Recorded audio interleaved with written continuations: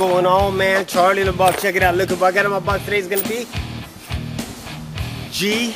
Edward Griffin. Let's get this video started. Well, thank you. Thank you, ladies and gentlemen, for coming out. It's a pleasure to be here. I have to warn you that I have never given this talk before. Now, I don't know whether that's good or bad, but it could be bad because I tend to get long-winded. And even though I have approximately 90 minutes, I also have 7 pages of notes, and that's not a good omen. So what I want to do is just jump right into it and keep the wheels going, and hopefully we'll have time for Q&A afterwards, and then I can pick up the pieces I missed along the way. I'd like to begin by telling you a little story. It's an apocryphal story, of course, but there was a motorcyclist back in the Northeast on one cold day.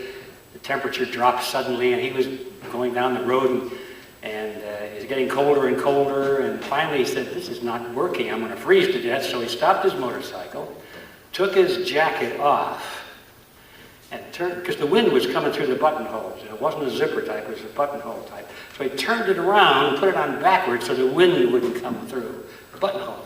So he got back on his motorcycle, and that was a lot better. But unfortunately, he hit a patch of black ice, and he lost control, and he wound up wrapped around a tree. Well, he was unconscious, and the people came and saw it happen, and they were looking at him and looking at him. They were hovering over him, trying to see if he was okay. And so somebody called the ambulance. In a few minutes, the ambulance came, and the paramedics went over and looked at him, and he was dead. And they asked the people around there, said, "Well, what happened? Can you describe the accident?" They said, "Well, yeah, we saw the guy coming down here. He hit the patch of ice, he lost control, and he hit the tree, and we came over and looked at him, and by the time we got his head turned back around right, he was dead."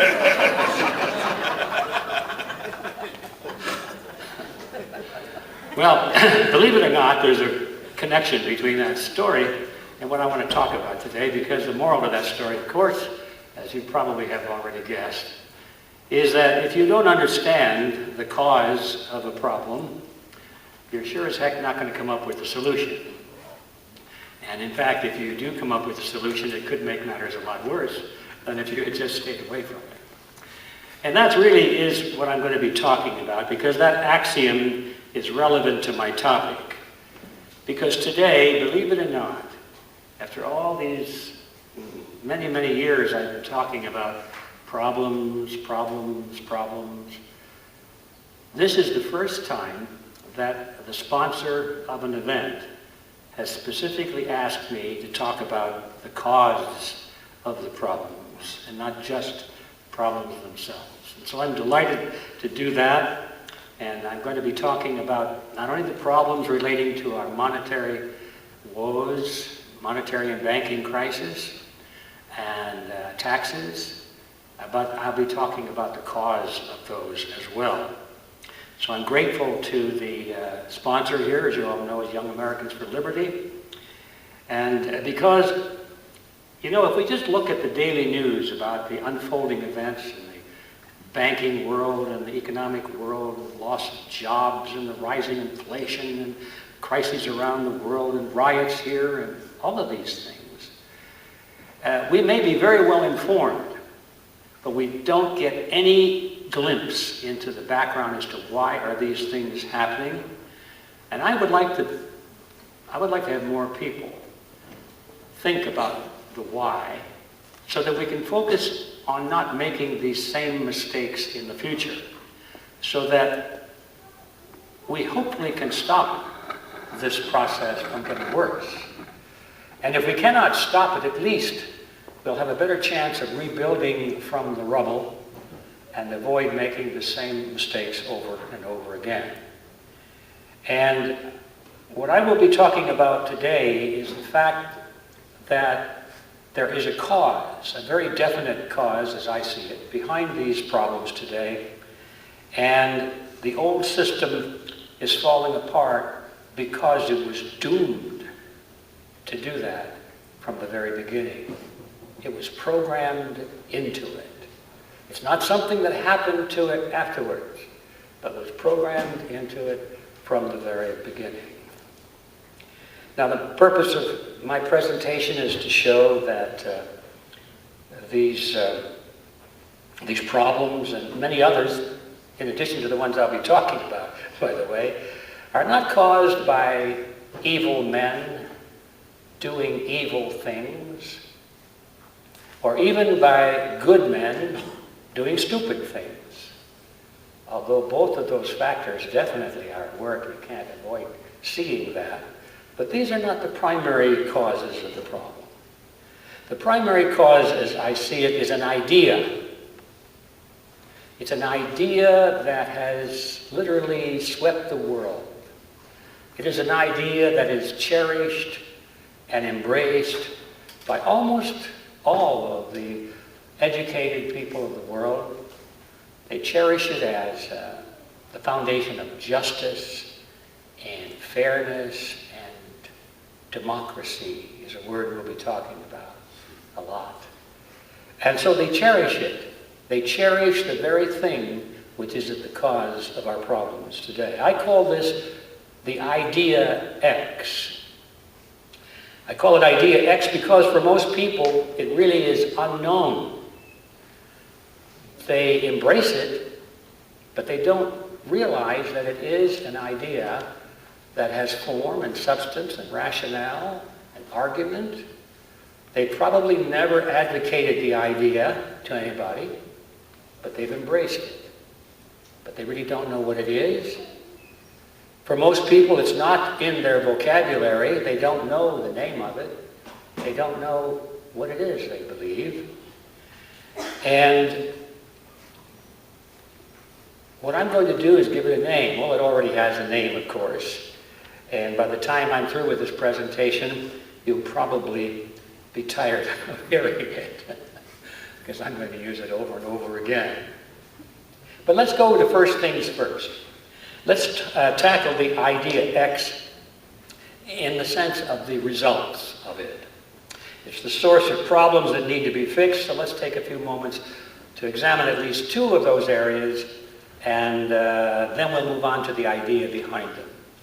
Now, there are many areas or problems I could add to this list, of course, but the sponsor has asked me to focus on just two of them. One is our banking system, the Federal Reserve System in this country, monetary issues. And the other is the income tax. Normally, you wouldn't put those two things together. I'm glad they did because, as you'll see shortly, there is a very strong connection between them. And so I'm going to talk about those two things first. That means that what I'm going to tell you about the Federal Reserve System is going to be a highly truncated version of my longer presentation on that topic. Now, you're probably thinking, whew, thank goodness for that.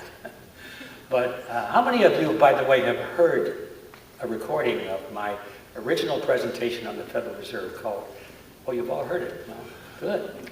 Well, for those who haven't heard it, you'll see it's featured in that little piece of paper that we sent out. We're literally giving it away free for anybody that hasn't had a chance to get hold of a copy of my book on the Federal Reserve System, on the Federal Reserve System. But anyway, it's a 90-minute presentation, and there's a lot of material in there, and I'm not going to be able to but just touch on a few small items from that presentation. If you want the whole story, of course, you'll get it in that lecture, and then the 600-page doorstop, sometimes referred to as a book, on the Federal Reserve, and it's all there. And you can get it from our website, which is realityzone.com. Now, to understand, I think, to best understand what's happening in the field of money and with our banking system, we need to understand how it all began. And so I'd like to take a moment and just refresh your memory, for those of you who already know this, memory of how the Federal Reserve came into being. And I think if we understand that, then we have the foundation for understanding almost everything that has happened since then, and certainly all of the confusing events of the day that we read in our daily newspapers. Now, it all started in 1910. It started on a highly secret meeting that took place on an island off the coast of Georgia. The island was called Jekyll Island. And that's the reason, of course, for the title of the book, The Creature from Jekyll Island. Some people think that, it's a sequel to Jurassic Park or something like that. It's really not. It's a serious story about banking and money. And Jekyll Island in 1910 was privately owned. It was an island that was owned by some rather well-known, super wealthy people like J.P. Morgan, William Rockefeller, and families of that category. It was a resort island. It was on that island that their families went to spend the cold winter months, to get out of New York, travel down to Georgia. And that, believe it or not, is where the Federal Reserve System was created. And the reason for that, the reason they chose that location is because the people that put it together, and I'll give you their names in a moment, did not want publicity. They wanted this to be truly secret. In fact, for many years thereafter, the men that went to this meeting on Jekyll Island, if they were asked, did you go to a meeting on Jekyll Island? Oh, no, who told you that? They didn't use the phrase in those days, but if they had, they would have said, well, it's some kind of a conspiracy theory. No, they denied it completely. It wasn't until many years after the Federal Reserve System was enacted into law and became almost revered as a great American institution by the American people. Only then did these men begin to talk openly about this journey and what they did there, who was there, what they talked about, so forth. But anyway, here in a nutshell is the story. It was late in November 1910 when Senator Nelson Aldrich sent his private railroad car to the New Jersey Railroad Station. A private railroad car in 1910 was a big deal, sort of like having your own Boeing 707 today, And so anyway, he had one. You can imagine he didn't earn his money to pay for that on a senator's salary. He was a very wealthy person, a big name investor, a business associate with the Rockefellers and all of that. And so he had a private railroad car, that's the point. And he invited 5 other men to join him that evening at the New Jersey Railroad Station and get on board the train. They were told when they arrived at the station to avoid being seen together. They were to come one at a time. They were told that if they should avoid, if they should see any newspaper reporters, they should avoid them at all costs, if possible. See, in those days, the best way to get an interview with some celebrity or a politician was to catch them on the way to and from the train station. This is before the days of air travel. And so everybody moving in and out of New York had to go through this train station, and they had the paparazzis there. And they were always hanging out in the railroad station. And so the instructions were very significant. Avoid these reporters at all costs. One of the men carried a shotgun with him in a big black case. So in case he had been stopped by a newspaper reporter, he was prepared to tell them that he was going on a duck hunting trip. And we find out from his son, who wrote about this in later years, and also showed up in one of his biographies, that this man never fired a gun in his life. This was not his shotgun. It was borrowed from a friend, and it was merely part of the necessary deception to throw off the scent any of the hound dogs that might be sniffing for a story. When they got on board the private railroad car, they were told, when talking to each other, to use first names only. Nix on the last names. And 2 of them even abandoned their first names and used code names in talking to each other in the privacy of the railroad car. One of the men wrote about this event in later years, and he explained that the reason for that was they were concerned that the servants on board the train would find out or figure out from the conversation who all these people were. Well, of course, the servants knew who Senator Aldrich was, but they didn't know the others. And it was the names of all of these people together that if they had talked about it, and indirectly had this word gotten out, why the purpose of this meeting would have been completely subverted. Well, they traveled for 2 nights and a day southward till they arrived at Brunswick, Georgia. There they got off the train early of the second morning, and they were taken to the dock. It was right there in the inland straits. And they were taken by ferry boat across the strait to the island, and from there they went to this beautiful clubhouse. They called this place the Jekyll Island Club. And many of the members had their beautiful estates there. They called them cottages, but they were more like mansions. You can visit them today, by the way. You don't have to take a ferry boat. They now have a bridge. But you can visit some of those very beautiful estates and get a pretty good idea of how the very wealthy lived back in 1910, turn of the last century. But the activities, all the social activities of this group took place in the clubhouse, and that too is still standing.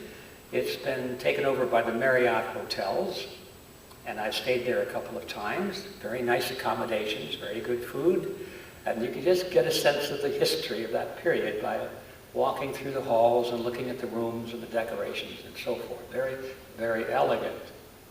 The clubhouse was the scene of the meeting. And they sat around a table in that clubhouse for a week. And day by day, they hammered out all of the intricate details of what eventually became the Federal Reserve System. And if you visit that building today, you can see that room. If you're heading out the back door, just before you exit the building, turn to your left and you'll see a door with a brass plaque on it. And it says Federal Reserve Room, of all things. Because that's where the Federal Reserve was created. If you go inside, you see the pictures of these men on the fireplace, on the wall. And if you really get interested in all this history, you can visit the archives of the museum there, and some very nice ladies who maintain all of the files and pictures would be happy to share with you, as they shared with me, photographs, handwritten notes, newspaper articles, all of these sorts of things. They're very glad to share any of this history with you. The point I'm trying to make is that although the story I am telling is not widely known, you certainly will not find it in any of the major textbooks on the Federal Reserve or banking. Nevertheless, it's not a mystery. It's definitely documented. It's part of the fabric of our history, and you can find most of it in any well-stocked public library. And most of it, though, has come forth after the Federal Reserve was created, because at that time, they did not want anyone to know that they were doing this thing. Well, when they were done, they came back and they took the train back to New York, and then these people disappeared back into the environs of Wall Street. Well, let me tell you who these people were. This is the critical part.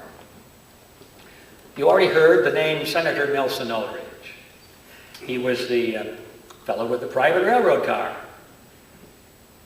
In government, he was chairman of the National Monetary Commission. That was the committee of Congress that was given the task of proposing legislation, supposedly to bring about reform in banking. You see, in those days, there was a great deal of concern on the part of the American people about this concentration of economic power into the hands of a few large Wall Street banks, insurance companies, and investment firms. They knew that the whole artery of the American economy was sort of surrounded by the hands of these few firms, and they wanted legislation to control them so that the people would be protected against a monopoly in the marketplace. And this was a very popular political movement at the time. The slogan for this was break the grip of the money trust. That is a phrase I ran across many times as I was doing research. In those days, we didn't have the internet. So I would go down to the Los Angeles Public Library dutifully Monday through Thursday for weeks on end and sit in front of those machines, you know, those film machines, and turn the crank, microfilm, and you could just see the newspapers roar past you. It's just like seeing a science fiction movie in which the time machine was moving you through, you know, years and years of time in a few seconds. And there it was, all moving quickly. And every once in a while, my eye would catch something about a headline that would say, "The Money Trust." And that was a theme that showed up over and over again. Letters to the editor, newspaper articles, always about how to break the grip of the money trust. And so the purpose of this Aldrich Committee, or the National Committee Monetary Commission, was to come up with legislation to satisfy the public demand to break the grip of the money trust. Now, Aldrich was the head of that committee. He was also father-in-law to John D. Rockefeller, Jr., I should say, Jr. That means that he was the grandfather to our Vice President, Nelson Rockefeller. If you remember, Nelson's middle name was Aldrich, in recognition of his famous grandfather. Okay, I could go on, but anyway, that was the first one. The second man on board the train was Abraham Piatt Andrew. He was the Assistant Secretary of the Treasury at that time, which doesn't really tell you much about him or about his power, because he was really a banker. He came from banking circles, pretty much the way it's always been. If you notice, the men who are appointed to be Secretary of the Treasury, I should say, Treasury, who are they? They're bankers, aren't they? They don't come from the ranks of common people. They're all bankers. They come representing indirectly their close ties to the banking industry, and Abraham Piatt Andrew certainly was no exception. He later became a congressman. If you read the book, you'll find he played a major role in well, there's a chapter there on a major play in Moscow, Mission in Moscow. He was one of those representatives of these Wall Street firms that went to Moscow during the Bolshevik Revolution, posing as Red Cross officers. They actually had literally bought the New York branch of the Red Cross. They made large donations to it, and in return for that, they were given positions on the board of directors, and they dominated that. And so then these key people went as officers of the Red Cross, wearing khaki uniforms, looking like military uniforms, and Red Cross on their arms. I have a picture in the book of one of this group standing there next to an ambulance, a Red Cross ambulance, and it was a fraud, all of it, because these were all bankers, and they were there specifically to funnel money into the various revolutionary groups to make sure that no matter who won the revolution in Russia, they would have an inside track. And they gave most of their money, of course, to the Bolsheviks. And the Bolsheviks opened arms to them after the success of the revolution. That's sort of an aside. I didn't mean to get into it, but Abraham Piatt Andrew was an important person at many, many different levels, and that just happens to be one of them. Frank Vanderlip was there. He was the president of the National City Bank in New York, one of the most powerful banks at that time, and he represented the financial interests of William Rockefeller and the international banking house of Kuhn, Loeb and Company. Henry Davison was there, the senior partner of J.P. Morgan and Company. Benjamin Strong was there. He was the head of J.P. Morgan's Bankers Trust Company, and he later became the first acting head of the Federal Reserve System. Paul Warburg was there, last but certainly not least. He's considered by many people to be the most influential person in that group. He was a full partner in Kuhn, Loeb and Company. He was a naturalized American citizen, was born in Germany, and as such, here in the United States, he represented the Rothschild banking dynasty in England and France. And all throughout his business career, and especially in the Federal Reserve, he maintained a very close liaison with his brother, Max Warburg, who was head of the Warburg Banking Consortium in Germany and the Netherlands. Very, very powerful person, and those of you who are Little Orphan Annie fans will recognize the caricature of Daddy Warbucks. You ever notice Daddy Warbucks and Warburg sort of sound a little bit alike? And if you hold up a caricature of Daddy Warbucks next to a photograph of Daddy Warburg, you'll see that they look exactly alike. And in fact, they were. Daddy Warbucks was modeled after Warburg, and most readers of comic strips in those days were well aware of that fact. And it's interesting to me how much history is right before our eyes sometimes, and we don't even know it, because a lot of those characters wound up in common culture symbols, like the game of Monopoly. You know, that little fat capitalist sitting on the bag of money with his black stogie and his...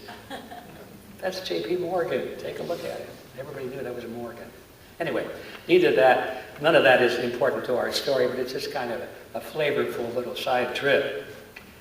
These are the men that traveled in that private railroad car and spent a week on Jekyll Island and literally drafted the Federal Reserve Act. According to analysts at the time, talking about these people, not necessarily as travelers to Jekyll Island for this purpose, but this group.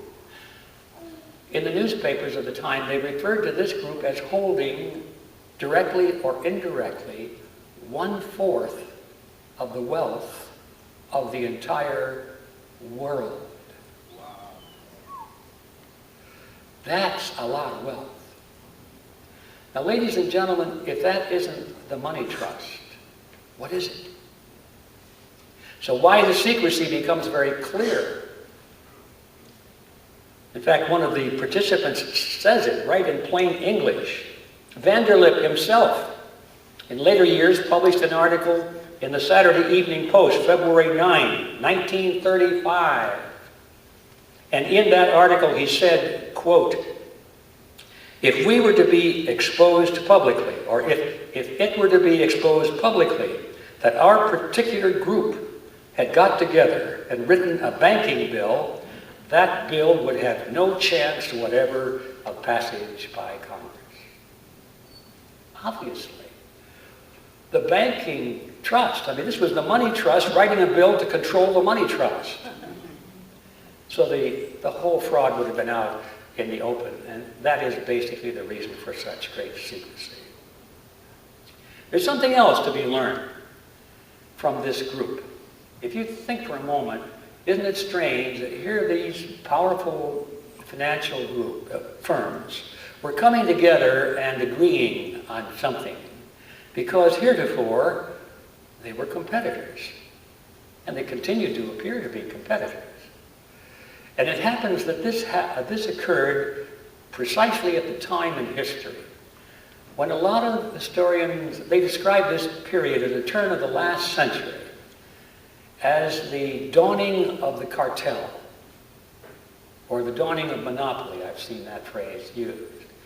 And it simply means that at that period of time, there's about a 20 or 30 year window when the United States was going through a very important transition from the old, outdated concept of free enterprise competition, sometimes referred to as cutthroat competition, to a period of cooperation, cartel, and monopoly. In other words, the elimination of competition. John D. Rockefeller phrased it pretty well. He's quoted in two of his biographies. His biographers quote him as saying, competition is a sin. He was, on the surface at least, appeared to be a very religious man, and he equated competition in the marketplace with sin. Now that he was on top of the heap and he didn't want any competition, but while he was climbing to the top of the heap, competition was just fine, thank you. But now when these people get to the top, they don't want competition anymore, they start forming cartels and monopolies. And this was happening at a great pace throughout industry at that time. And ladies and gentlemen, that is exactly what happened on Jekyll Island.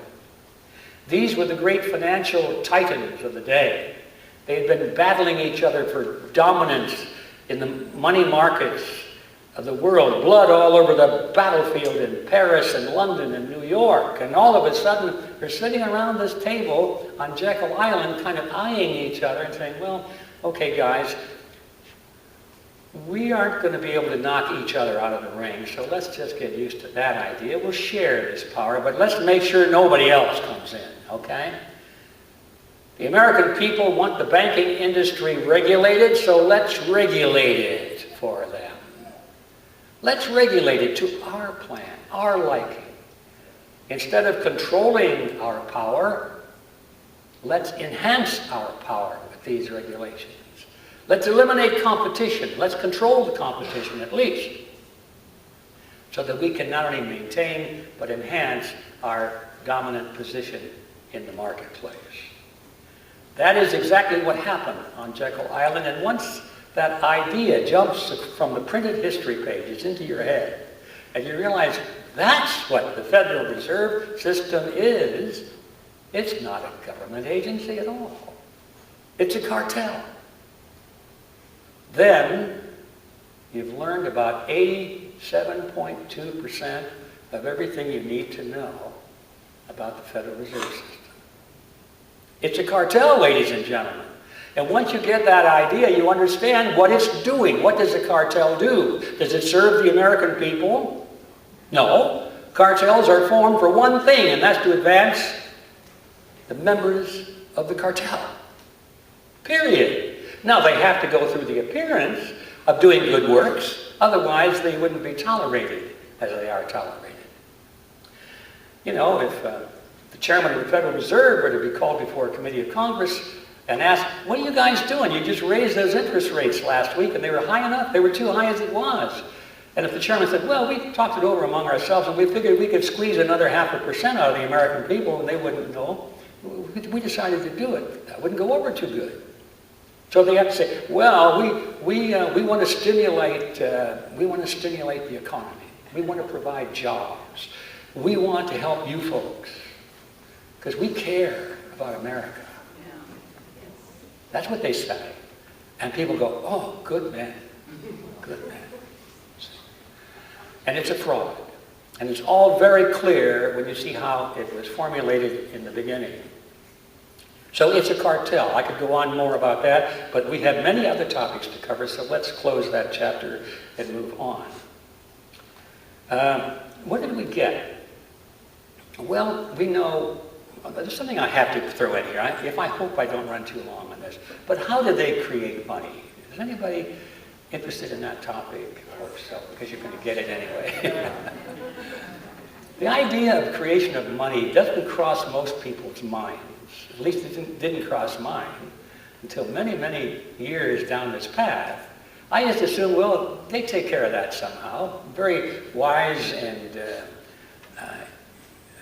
dependable people, reliable people, ethical people. Take care of that. And I don't need to know about it. Well, I did need to know about it, although I didn't know that I needed to know about it. I'm going to tell you how it works. I call it the mandrake mechanism. Because when I was a boy, back in the 1940s, there was a comic book character by the name of Mandrake the Magician. And he was quite a guy, had this big black cape, and he could wave the cape around and voila, produce something out of thin air. And there it would be. Or you could wave it again and it's gone, completely gone. He could materialize and dematerialize things. I thought, boy, that's what goes out of the Federal Reserve System in the form of money. They materialize it and then they dematerialize it. So I call it the mandrake mechanism. I'll try and make it short. It consists of two parts. The first part is the one that most people get all in a snit and a dither about when they discover it, and that is that the Federal Reserve creates money out of nothing to loan to the federal government. That's all. Very simple thing. They're authorized by this Federal Reserve Act that really was drafted on Jekyll Island. You see, what they did is they took the cartel agreement and they took it to Washington and they got the eraser and they said, this isn't going to go. The word cartel agreement, no, they don't like it. Erase that. They wrote in Federal Reserve Act.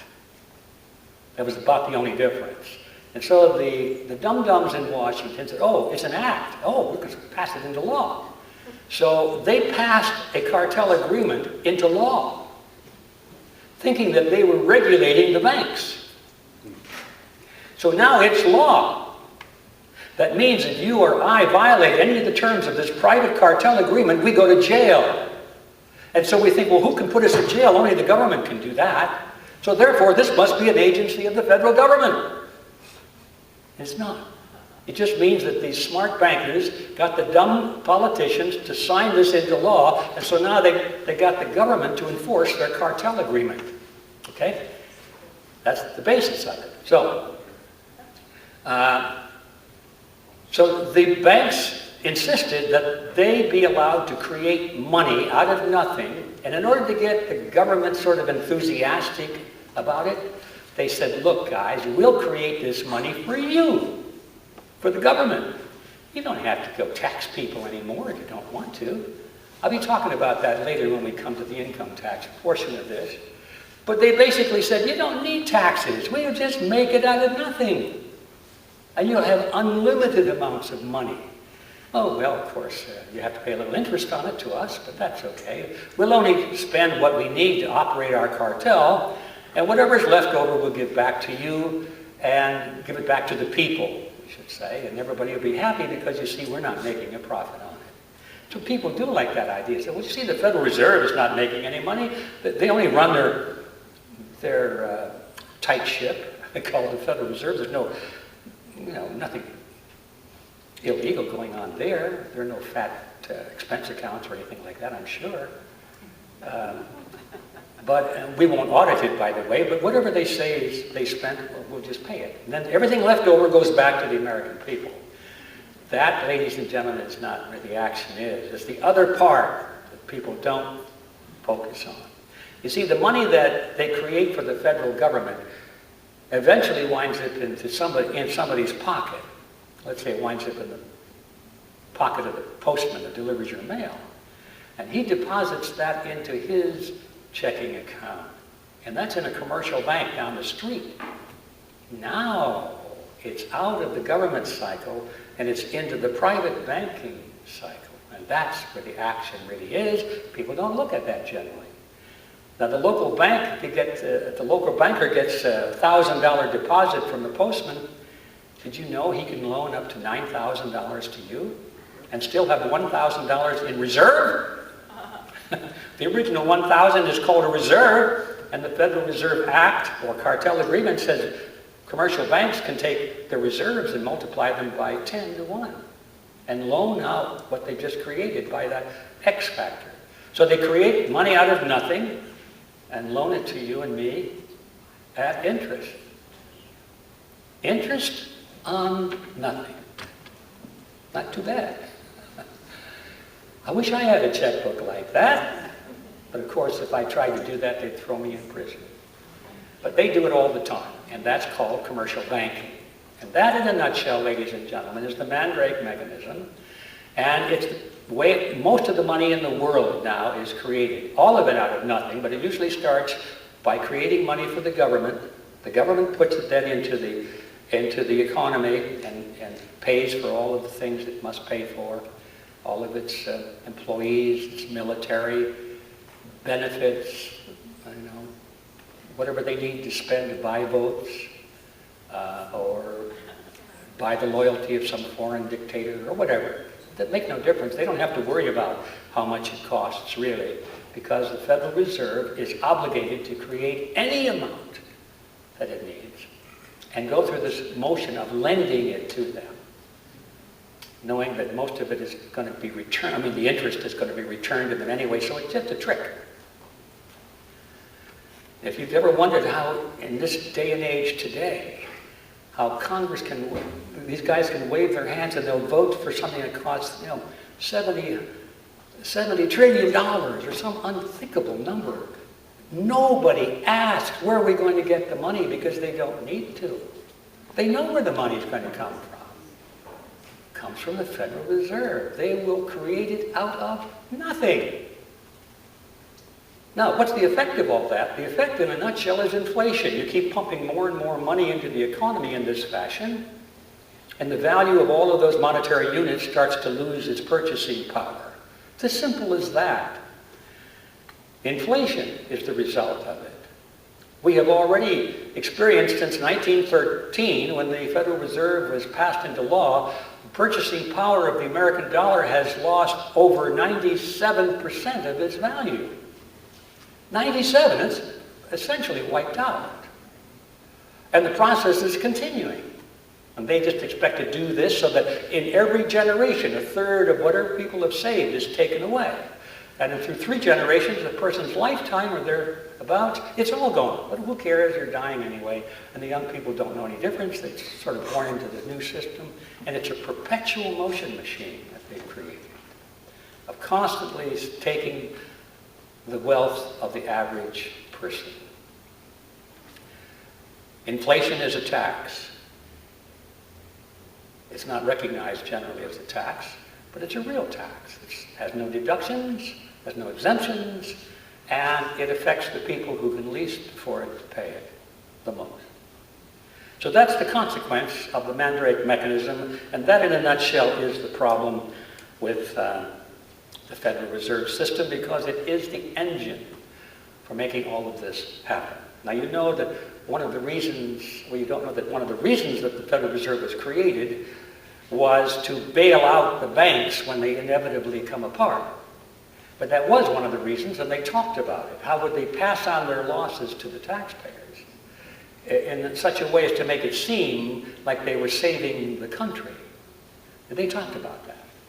But now, what I started to say is, you know how that has played out today, because that's exactly what they're doing. Is that, well, we can't let America fall. You know, if one of these big banks should fall, they're too big to fail, because if they should fail, America will fail. Right? That's the story. Too big to fail, too big to jail. Because America would fall. And so that's the game that they play. But now, and the reason I mention this, is that as of right now, we're living through this little piece of history right now.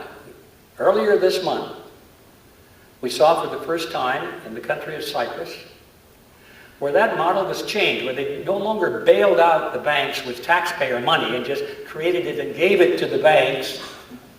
They have a new method now. It's called not the bailout, but the bail-in. That's what they call it.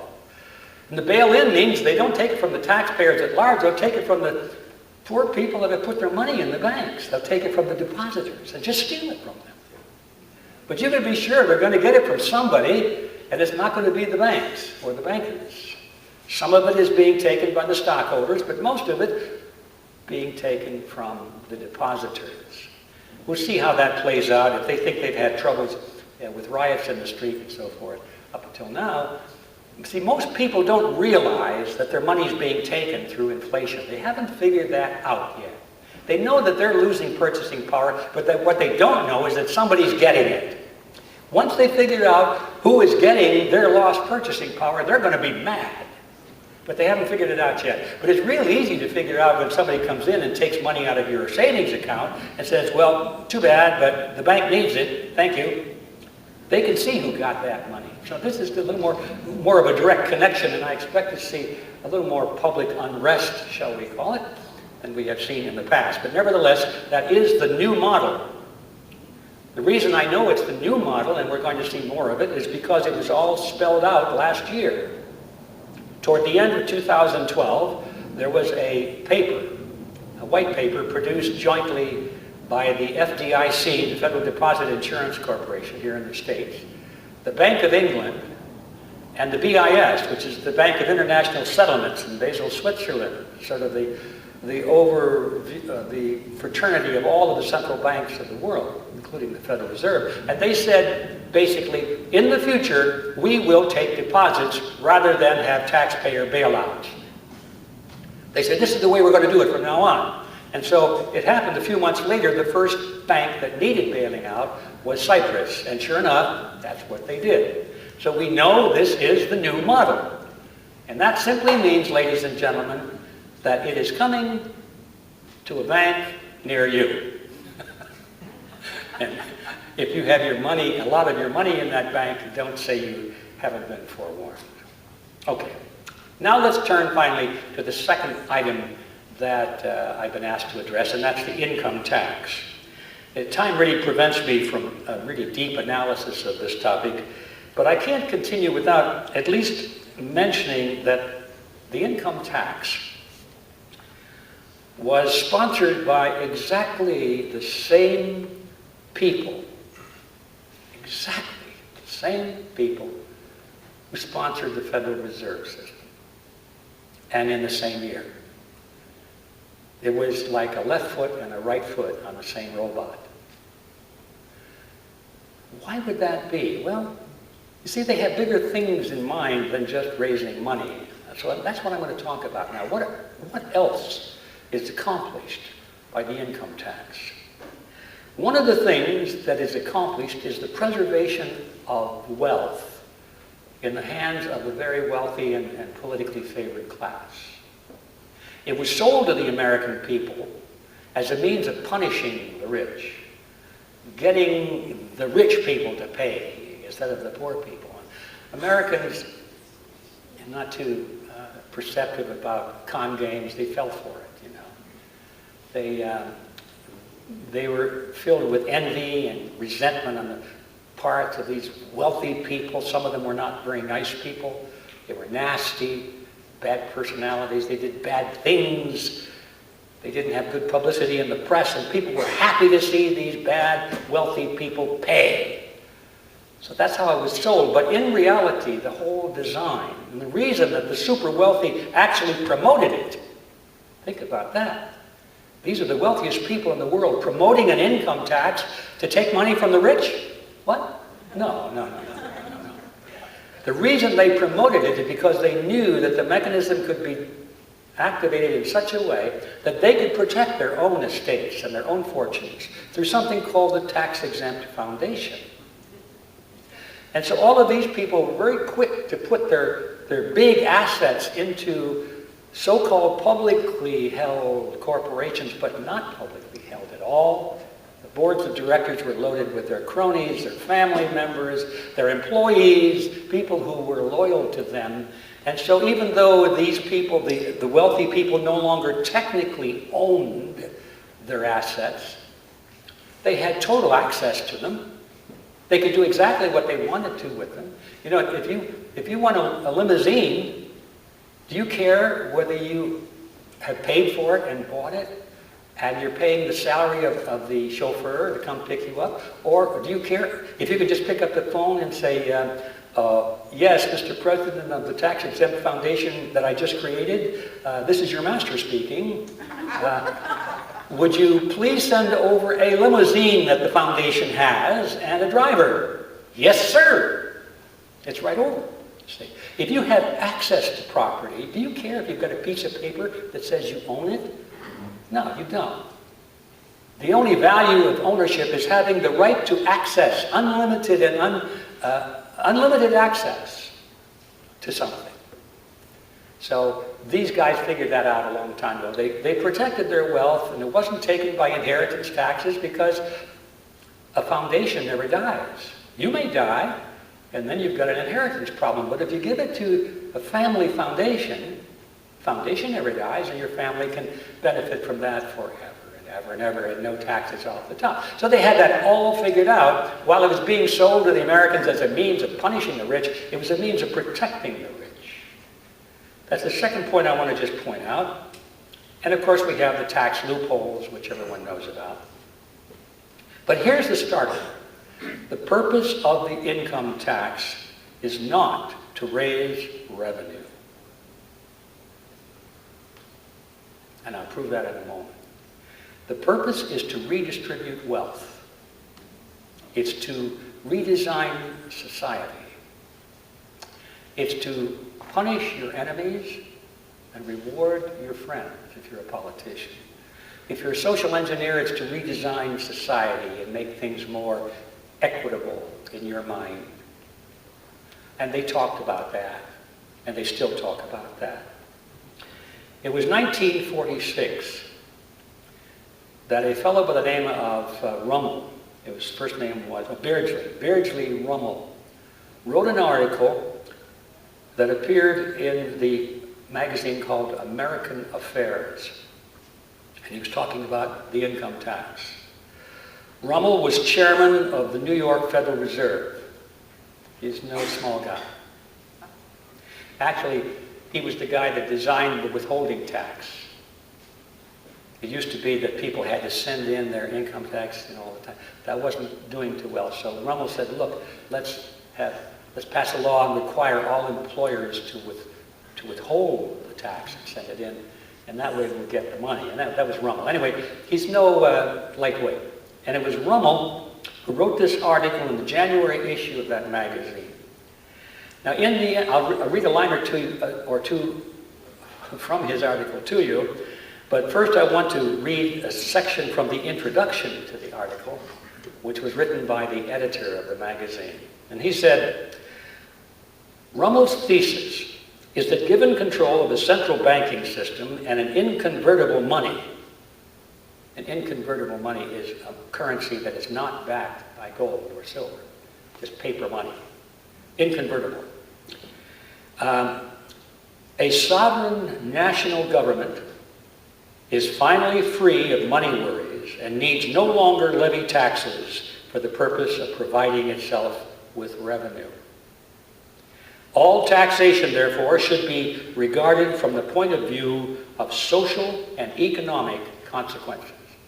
End quote.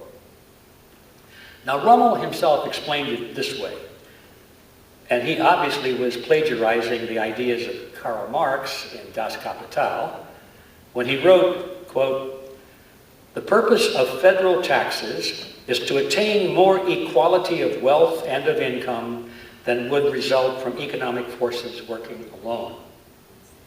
The taxes which are efficient for this purpose are the progressive individual income tax, the progressive estate tax, and the gift tax.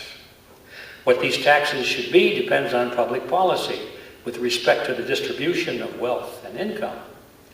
These taxes should be defended and attacked in terms of their effect on the character of American life, not as revenue measures." End quote.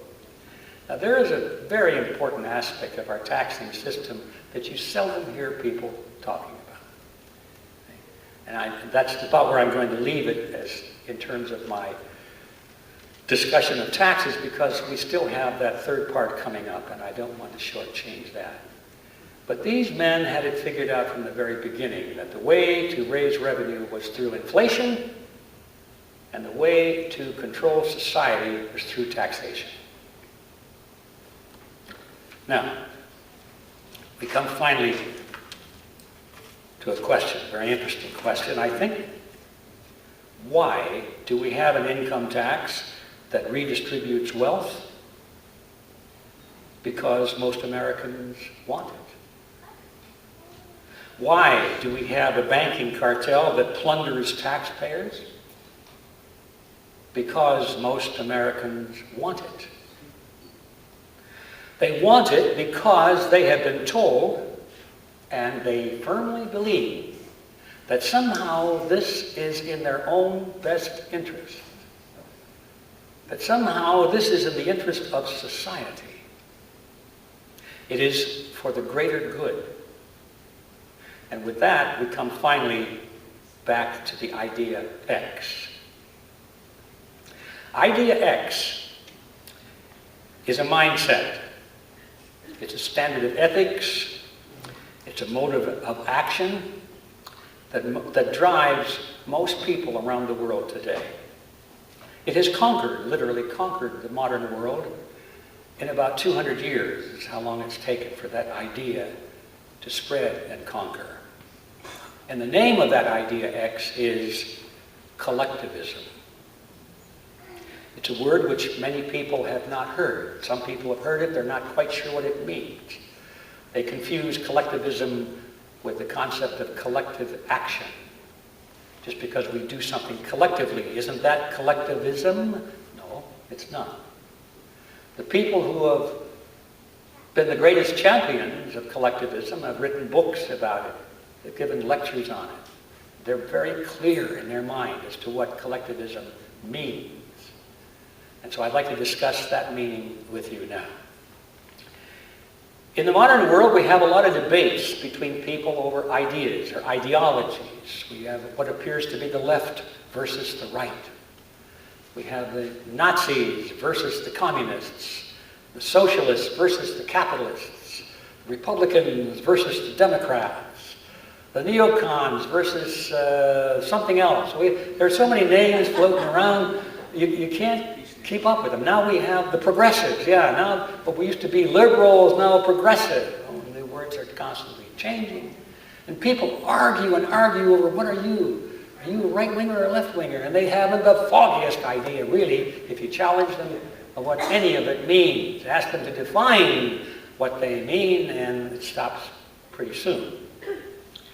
I contend, ladies and gentlemen, that there are only two words that are meaningful in this debate, at least in our society. You go in other parts of the world, you may find theocracies, but in our part of the world, Western world in particular, there are only two words that really apply. Well, I don't know if you'll pick it up. You're going to get air conditioner noise. Oh, that's why I put the little thing. Yeah, you're still going to get that. Check it out, people. Check it out, people. Remember last week I told you guys about that term I wanted you guys to look up, collectivism? I learned it from him because I took the day off work. Like I told you guys, I take a lot of days off work to report the news to you guys. And I knew he was coming to speak at Fresno State, so I wanted to do my research on him. And when I learned about that phrase collectivism, that's when I shared it with you. So I asked this gentleman from the kindness of his heart to explain collectivism to you guys. So coming from the horse's mouth. Thank you very much. I really appreciate it. Okay, so can you just tell the people about collectivism? Okay, very good. Well, collectivism is an important word in our world today, and it's one that people aren't using very much. 80 years ago, books on political philosophy were loaded with that word. Everybody knew the word collectivism, but it's fallen out of use, I should say, fallen into disuse. So let's start from the beginning. Collectivism is a concept. It's an ideology of the proper function of the state. It's an ideology which says that the state should be all-powerful. It should have all power to do everything. It's the organizer of society. It's the creator of all that's good. It's the solver of all problems. And that people should be subordinate to the state. So it's the concept of big, powerful government and small people who are supposed to serve the interests of the state. And it's got another quality to it. The quality is that the people are supposed to love it. They're supposed to like it because they believe that that arrangement is best for society. Yeah. Because it's the greater good for the greater number. If people do not have individual will, they're not troublemakers. We hear a lot about being a good team player and all that sort of thing. Yeah. And we're sort of programmed this way in our Exactly. society. I told you guys that. Yeah, we're programmed to be team players. And so-and-so, well, he's too much of an individualist. He doesn't go along with the group. He's a little strange, all of that sort of thing. And so we've been conditioned to think that to go along with the group and serve the group, the best interests of the group, is good for society. Well, it turns out that there are a lot of problems with that. And I know when I went to school, I was pretty well taught that collectivism is a good thing because it's based, the most fundamental principle of collectivism is that the group is more important than the individual. Yeah. And that the individual must be sacrificed, if necessary, for the greater good of a greater number. Now, you think about that for a minute, it sounds good, but absolutely all of the great atrocities of the modern age, all of the aggressive wars that have been started, all of the genocides that are committed, all of the great crimes against humanity, the leaders of those crimes say, well, we did it because it was in the best interest of society, or the best interest of the state. And too bad about having to sacrifice those few people, but it was really, in the long run, for the good of all. And that is such a terrible concept, you see. And as long as you buy into the idea that there is such a thing as a group that has rights above the rights of an individual, you're kind of stuck because you don't know how to argue against them. The truth of the matter is that the group, this concept that we call group, doesn't really exist. Yeah. It's just an abstraction in the mind. There's no such thing as a group. You can't touch a group. You can't see a group. You can touch individuals. You can see a bunch of people over there, and we call that vision or that concept of more than two people, we call that group. But it doesn't really exist. It's a mathematical concept, an abstraction in the mind. And so when we say that this thing, group, is more important than an individual, we're making a big mistake, because what we're setting ourselves up for is for demagogues to step forth and say, I speak on behalf of the group. I represent the group. Yeah. I am the leader of the party, or something like that. Yeah. You know, Adolf Hitler spoke for the group. The Nazi Party was the leader of the state. Lenin and Stalin spoke for the group. The Communist Party was the leader, and Mao Zedong, the Communist Party was the leader of the state and represented the people. So everything was always done in the name of the people, but really it was just the will of the leader of the little power clique that controlled the state. So we set ourselves up for that when we accept this idea of collectivism. So today, unfortunately, we see in the United States, our country has gone way down this path of collectivism. And I don't care what the government does that we don't like. If we start to complain about it, they say, be quiet, it's in the best interest of the nation, it's in the best interest of society. And I guess we better be quiet. So that's my complaint, that collectivism is not in the best interest of the individual. And as a matter of fact, when you really think about it, what is best for the group, this concept, is to preserve the rights and dignity of the individual. That is what's really best for the greater good of the greater number. One thing I thought was really interesting is that one thing that you said in the video that I watched about you, that one thing the Republicans and Democrats both share is that collectivist mindset.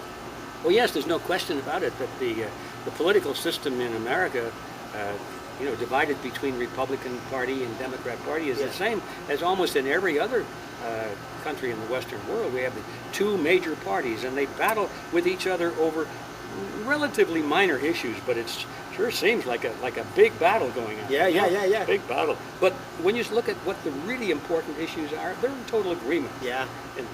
And this is sort of not by accident. They know that what they need to do is, well, let me back up again. There is a book written by a former professor at Georgetown University. His name is Carroll Quigley. And I told you guys that. Yeah, well, it's an important book. It's a big, thick book and kind of boring reading, but it's loaded with important history.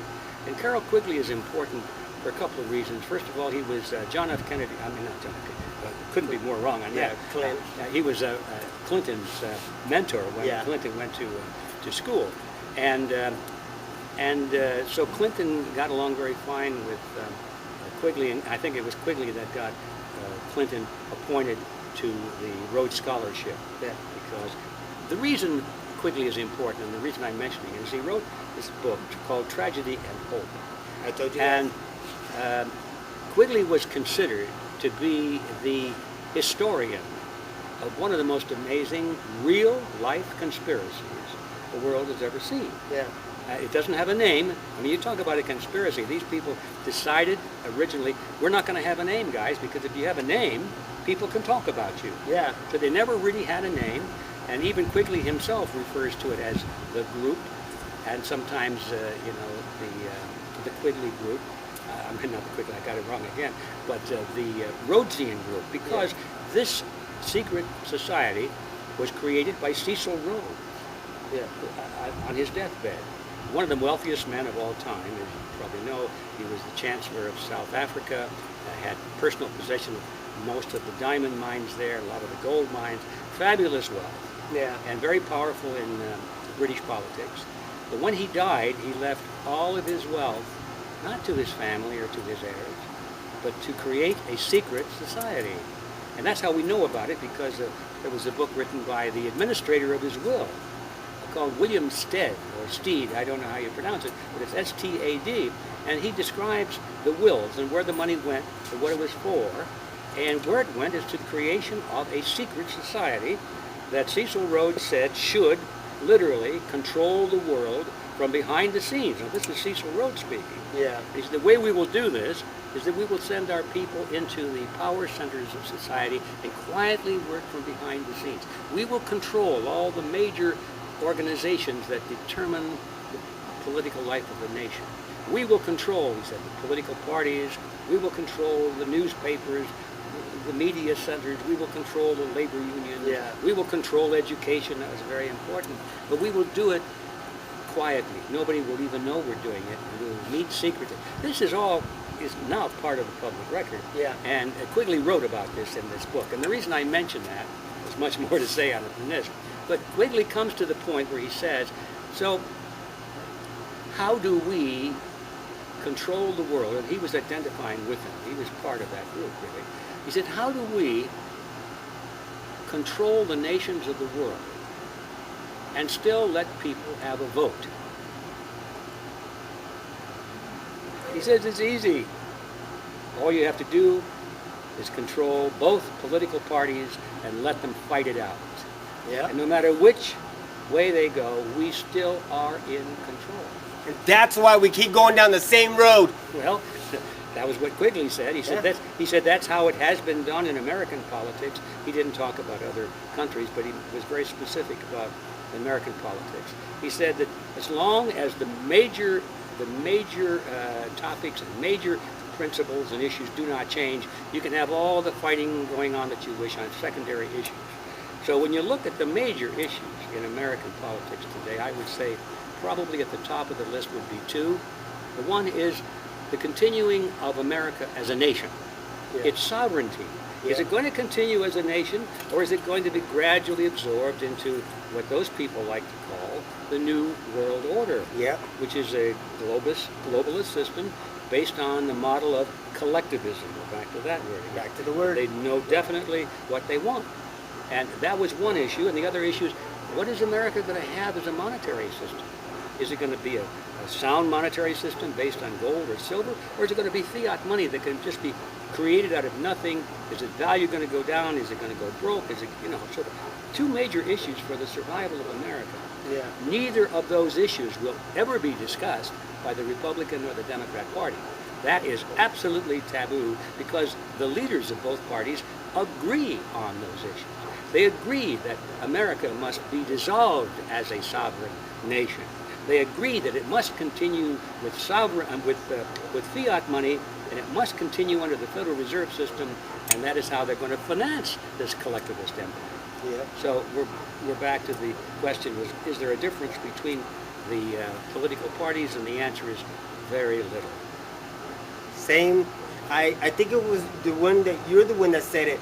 You got the left wing and you got the right wing, but what's the bird in the middle that's controlling The it? same ugly bird. And that bird is called collectivism. Yeah. I want to thank you very much for your time. I really appreciate it and everything that you're doing. Well, thanks for what you're doing. Keep it up. Thank you.